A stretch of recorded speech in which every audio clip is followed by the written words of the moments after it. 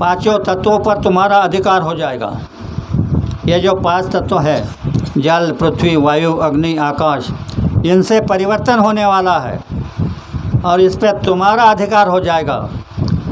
तो एक तत्व की बात बता दी, अब दूसरे तत्व की बात सुन लो। अपने ब्रह्मा के 2 पुत्री थी, एक थी वसुमती और एक का नाम था शांडिल्य। तो वसुमती ने शादी कर ली और शांडिल्य ने शादी नहीं की।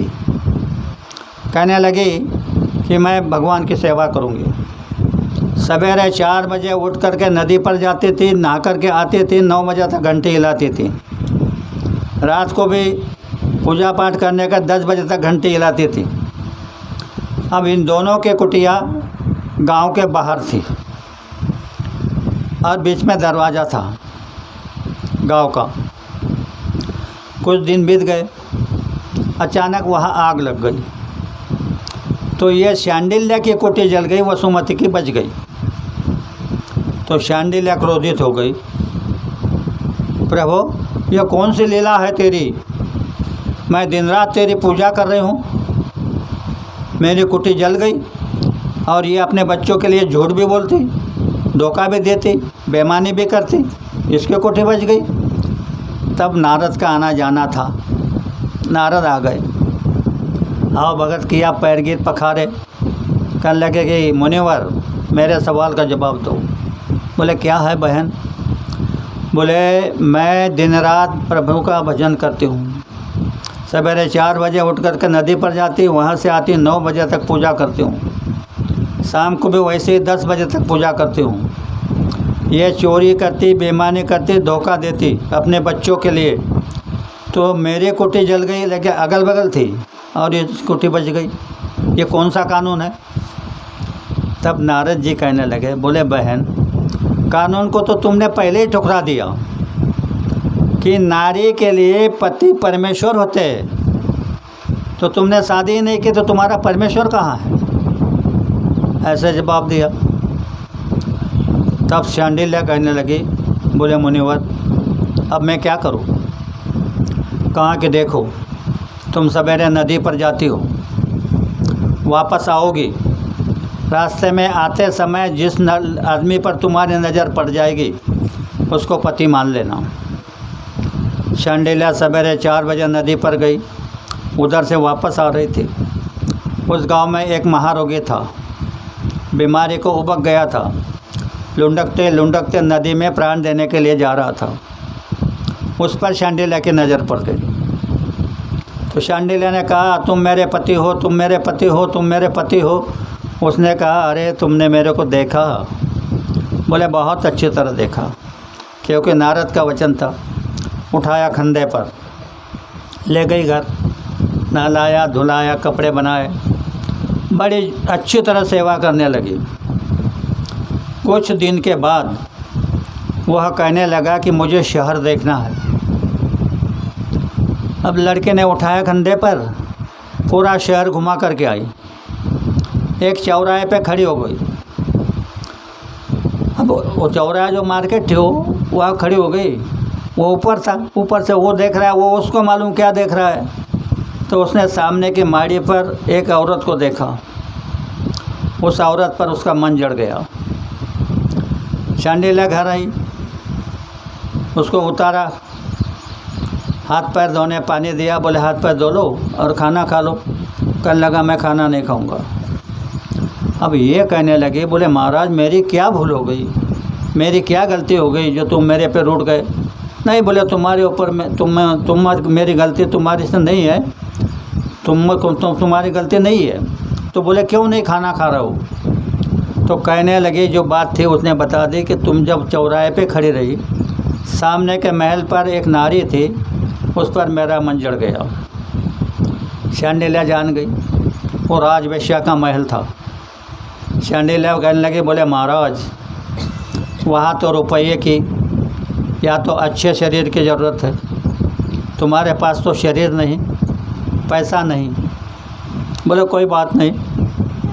अब वह अपने पति के आदेश तो नहीं था, लेकिन अपने पति की सेवा के लिए रात को 12 बजे जाती थी उस तवायफ के आंगन में सड़ा समर्जन करके रंगोली निकाल के चली आती थी। ऐसे कुछ दिन बीत गए तो वो तवायफ अपनी सहेली से कहने लगी, अरे ये कौन करता है, ये अपना धर्म नहीं है, ये पतिव्रता का धर्म है। तो उन्होंने जवाब दिया कि हम नहीं करते। फिर कौन करता है? तो रात को जागते बैठी, शांडिल्या गई, साड़ा समर्जन किया, रंगोली निकालने लगी, जाकर हाथ पकड़ लिया, बोले बहन तुम ये क्यों करती है? तो उसने अपने पति की इच्छा बता दी। अब पतिव्रता नारी का शब्द था। तो कहने लगी तवायफ, बोले बहन तुम अपने पत्नी के लिए इतनी कष्ट कर रही है, मैं तो आखिर में तवायफ हूँ, आखिर में वेश्या हूँ, तो रात के 12 बजे तुम्हारे पति को ले आना। शांडिल्या खुश हो गई, घर गई। अब दरवाज़ा तो था गांव को, तो उधर बाहर इनकी झोपड़ियाँ थी और वहाँ का नियम था कि किसी को अगर फांसी दी तो दरवाजे में देते थे। तो वहाँ पर एक दीवार गिर गई, उसमें एक आदमी दब गया, तो मौत के बदला फांसी होना। तो जिसको फांसी दी वो पतला था, उसको फांसी का फंदा नहीं लग रहा था। तो राजा संकट में आ गया, क्या करे क्या करे। फिर सिपाहियों से कहा जाओ मोटा आदमी होगा उसको लेके आओ। तो एक साधु बाहर खूब खा पी कर तगड़ा हुआ था, उसको लेके गए और उसको फांसी चला लिया। अब साधु था, उसने अपने प्राण ब्रह्मांडों में चढ़ा लिए और ऐसा लटकता रहा। रात को ये शांडिल्या अपने पति को कंधे में लेकर के जा रही थी 12 बजे के बाद। अब उसको क्या मालूम ऊपर क्या है, वो तो बड़ी खुशी से जा रही थी। उसका धक्का उसको लग गया, उस इसको पंडित को। तो उसने श्राप दिया, मुझे जिसका धक्का लगा है वो सूरज निकलते ही मर जाएगा। अब साधु का श्राप था,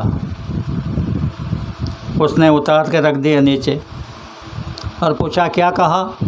तो बोले मुझे जिसका धक्का लगा है वो सूरज निकलते ही मर जाएगा। शांडिल्या कहने लगी, देखती हूँ कैसे सूरज निकलता है। पतिव्रता की इस ताकत और धरती से कहा कि हे धरती माँ, तुम अपनी गति को रोक देना। तुम जो घूमती हो जिससे सूरज जा डूबता है निकलता है, अपनी गति को रोक देना। धरती ने अपनी गति को रोक दिया, सूरज का निकलना बंद हो गया। चारों तरफ हाहाकार मच गया।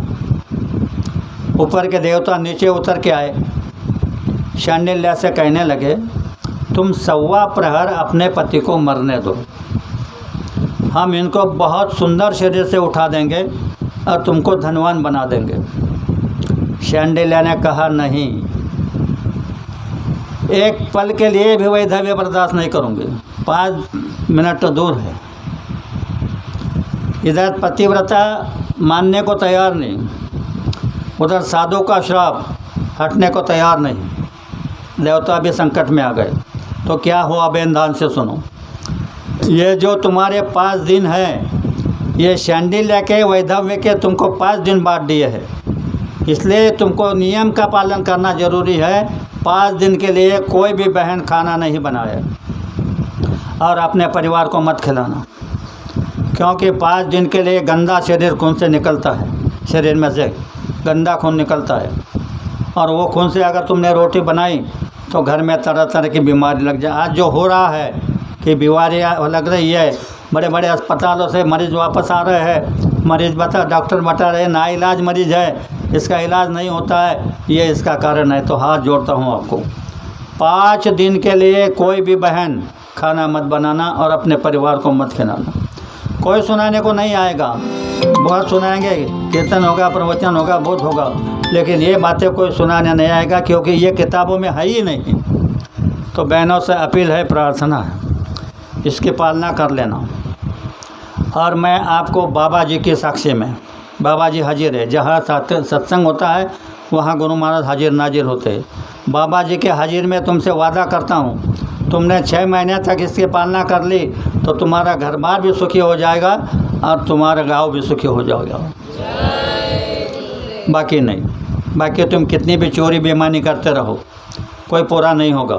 लोग बहुत चोरी कर रहे हैं, बेईमानी कर रहे हैं, कोई पूरा नहीं हो रहा। तो ये है आज का बिगड़ने का कारण। आज जो समाज बिगड़ गया इसका ये कारण है। और आज जो ये चारित्र फना हो रहे हैं, तो चारित्र फना होने से क्या होता है जानते हो?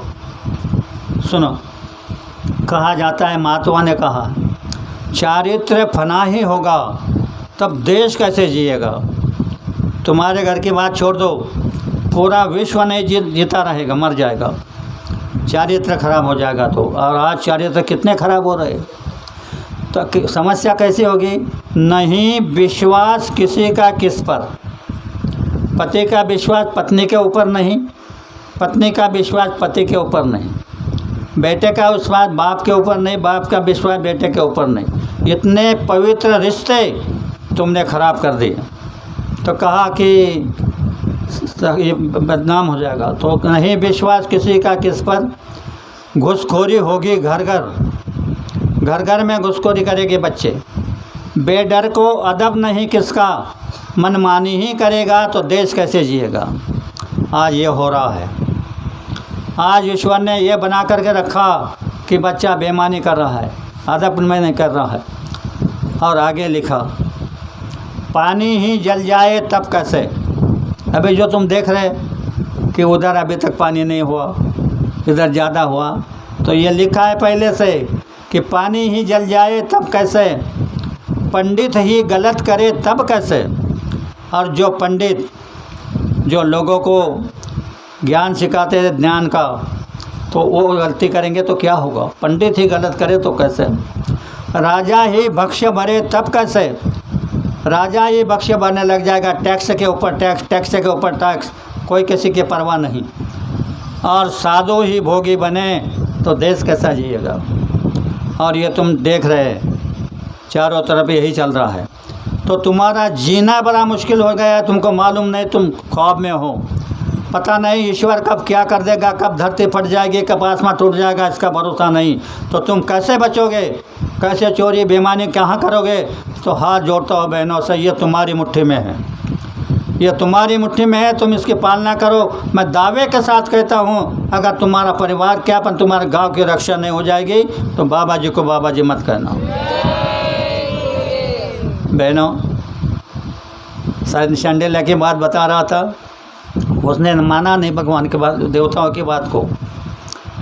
उन्हें कहा कि मैं एक पल भी वैधव्य बर्दाश्त नहीं करूँगी। तो वह जो वैधव्य था शांडिल्य का, वो तुमको 5 दिन के लिए बांट दिया है। तो यह पालना करना ज़रूरी है, ये प्रकृति का नियम है। और प्रकृति के नियम की पालना नहीं करोगे तो सज़ा मिलेगी। तो मैं चाहता हूँ कि इसी के साथ मेरा 2 शब्दों को आराम दे दूँ। हो सकता है कि और मौका मिलेगा तो फिर आ जाऊँगा आपकी सेवा में। मेरा काम तो सेवा ही है। घर का काम मुझे मालूम नहीं क्या होता है, कैसा होता है, बच्चे कैसे करते हैं वो जाने। कभी उनको ये नहीं कहता कि तुम क्या बोने वाले हैं, क्या करने वाले हैं, कौन सा बीज डाल रहे, कुछ नहीं। वो उनका करते हैं, मैं मेरा काम करता हूँ। क्योंकि मुझे ये ठेका दिया गया, ये ठेका दिया गया है, इसमें मैं रात दिन जागता हूँ कि क्या करने से समाज में शांतता आएगी, समाज समृद्ध होगा। और अचानक मुझे ये काम करते करते ये सर मिल गए।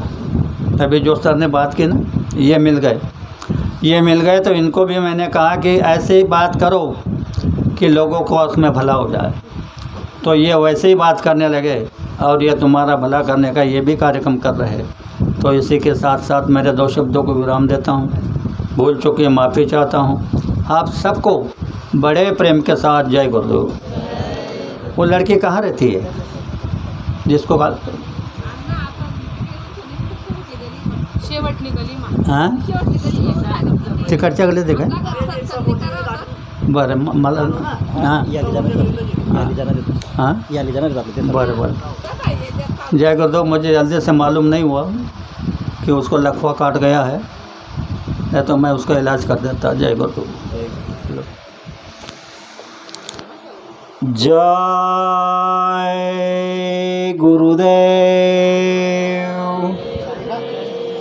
कृपया या ठिकाणी उपस्थित सर्व जय गुरुदेव। डायरेक्ट असं लांब फेका डायरेक्ट टाका डायरेक्ट। जय गुरुदेव। कृपया लक्ष द्या, पुढच्या रविवारी शाकाहारी प्रचाराची रॅली अंमळनेर तालुक्यातील जवखेडा, आरडी, अनोरा आणि पिंपळेसीम या ठिकाणी रॅलीचं समापन राहील। कृपया आपण सकाळी ठीक 8 वाजता जवखेडा बसस्टॉपजवळ यायचं आहे। तिथून शाकाहारी प्रचाराची रॅली पुढे निघेल। जय गुरुदेव। तसेच पुढच्या महिन्यामध्ये 30 तारखेला रक्षाबंधन निमित्त अंमळनेर तालुक्यातील मंगरुळ या ठिकाणी दिवसा 9:30 वाजता अण्णासाहेबांचा व दादासाहेबांचा जाहीर सत्संगाचा कार्यक्रम आयोजित केलेला आहे। या कार्यक्रमाची रूपरेषा अशी राहील, सकाळी 7:30 ते 8:30 शाकाहारी रॅली, मोठी शाकाहारी रॅली निघणार आहे। 8:30 ते 9:30 प्रार्थना चालतील। 9:30 ते 12:30पर्यंत सत्संगाचा कार्यक्रम राहील। कृपया ह्या कार्यक्रमाची आपण सर्वांनी नोंद घ्यावी। जय गुरुदेव। तसेच पुढच्या सप्टेंबर महिन्यामध्ये 6 सप्टेंबर रोजी गोकुळ अष्टमीनिमित्त संध्याकाळी ठीक 7 वाजता पारडा तालुक्यातील पिंपळकोटे या ठिकाणी अण्णासाहेबांचा व दादासाहेबांचा जाहीर सत्संगाचा कार्यक्रम आयोजित केलेला आहे।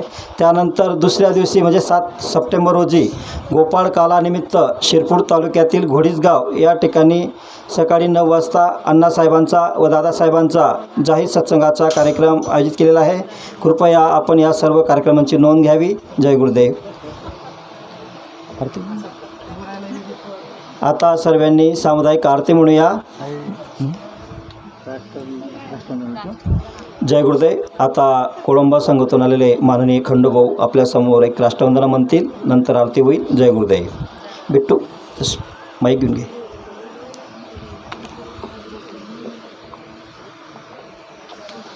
जय गुरुदेव।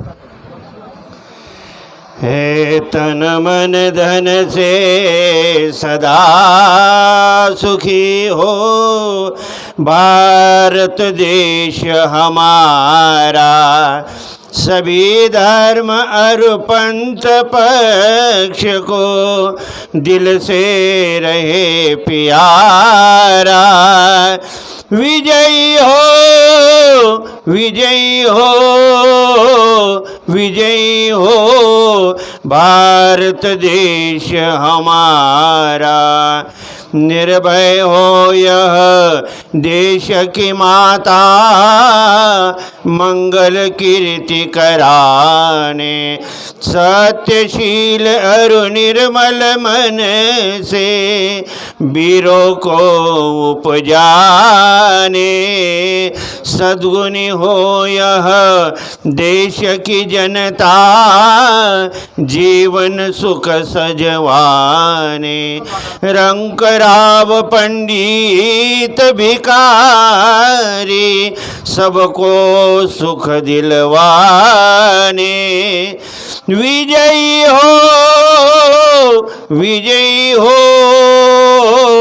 विजयी हो, भारत देश हमारा।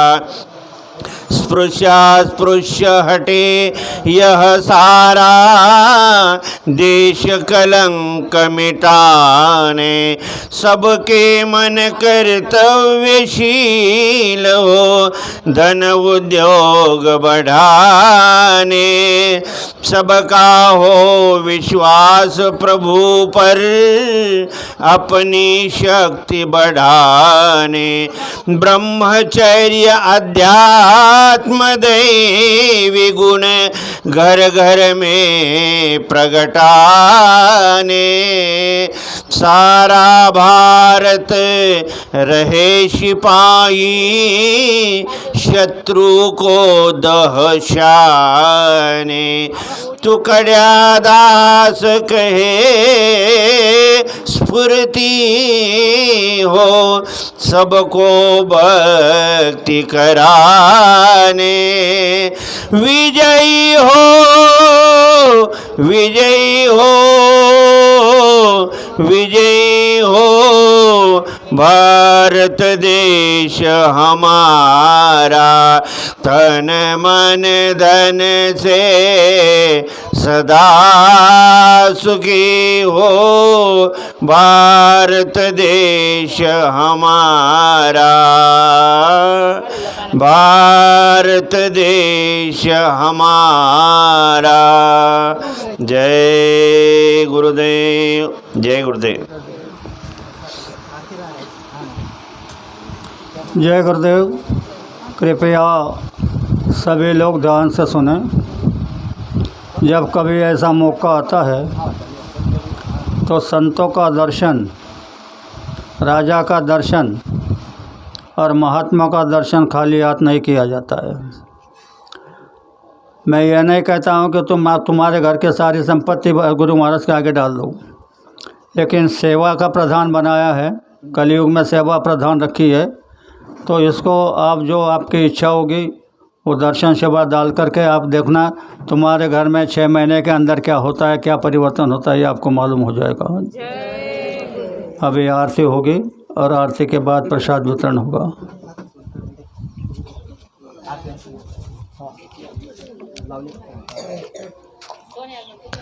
जय गुरुदेव। आरती करो गुरुदेव की जिना भेद बतायो। चरण कमल की छाव में जिन सूरत बिठायो। जन्म जन्म के पाप को जिन दूर हटायो। मौसम पतित पुनीत करी निज हृदय लगायो। दीन दयालु दया करी दियो शब्द जहाजा। सूरत चढ़ी आकाश में दरी अनहद नादा। सूरत चढ़ी निज लोक में मन परम उल्लासा। सतगुरु मिल गए राह में लिए परम प्रकाशा। अभिनंदन निज लोक में करी किन्नर देवा। भाग्य सराय सूरती कर लाभे बहु सेवा। काल कर्म के फास से लियो जीव बचायो। गुरु दयाल दया करी निज घर पहुँचायो। आरती करो गुरुदेव की जिना भेद बतायो। चरण कमल की छाव में जिना सूरत बिठायो। जय गुरुदेव जय गुरुदेव। जागेवर साखरेचा प्रसाद मिळेल। त्यानंतर सर्वांनी भंडारा भोजनासाठी लाईनी लावून घ्यायचे आहेत। गावातील देखील लोकांनी भंडारा भोजन प्रसाद घेतल्याशिवाय जाऊ नये या ग्रहाची नम्र विनंती। जय गुरुदेव जय गुरुदेव। अगोदर सर्वांनी उठून बाजूला होऊन जा। अगोदर ही गाडी बाहेर काढायची आहे, त्यानंतर आपल्याला लाईनी लावायच्या आहेत। जय गुरुदेव। दर्शन नंतर करा, प्रत्यक्षात